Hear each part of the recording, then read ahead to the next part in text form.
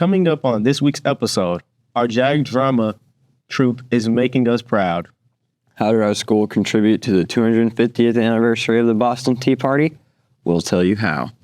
Also, info on prom tickets and more. This week on The UpRoar.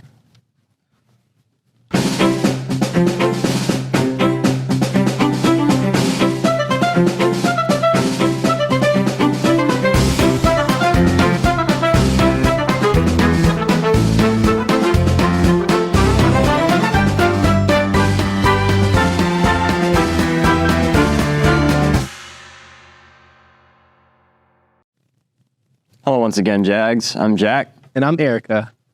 No, you're not. My fault, you got me. I'm subbing in for Erica because she ran too hard at McGuire's 5K this week. Wow, she's green for that. And throw it over to Tamira for This Week in History.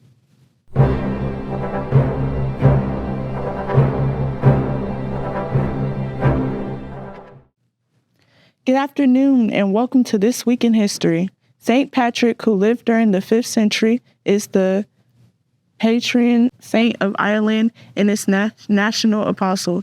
He was originally born in Roman Britain. He was kidnapped and brought to Ireland as a slave at 16. He later escaped but returned to Ireland and was credited with bringing Christianity to his people.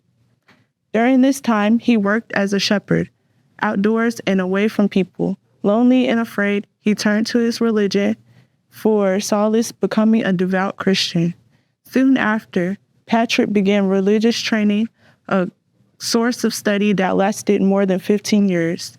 After his ordination as a priest, he was sent to Ireland with the dual mission to minister to Christians already living in Ireland and began to convert the Irish. He later died on March 17, 480 AD.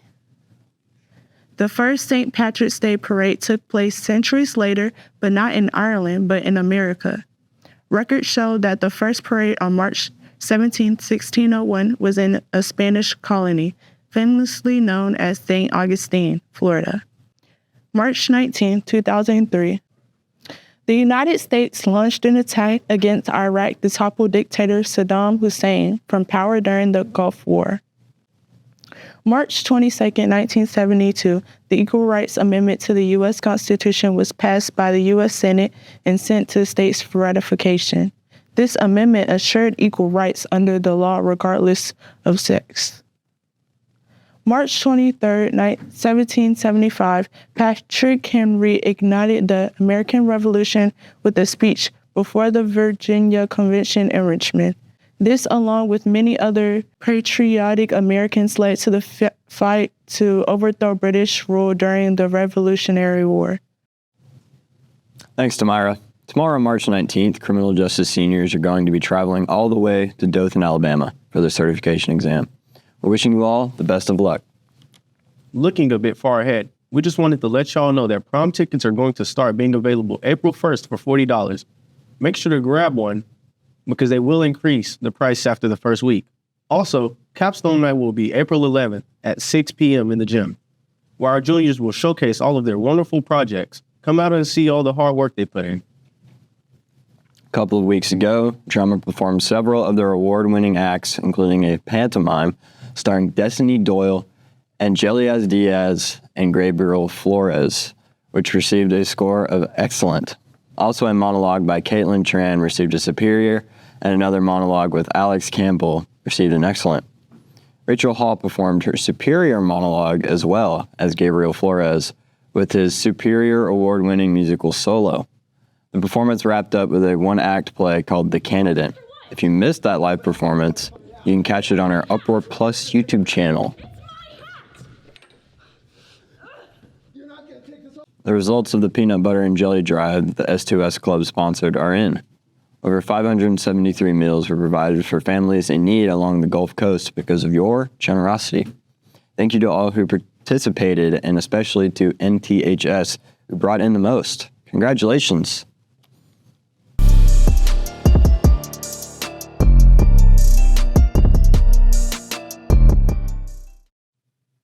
Good afternoon, Jags. I'm Devin, reporting sports. Some of the spring sports have been making a statement early on while representing West Florida.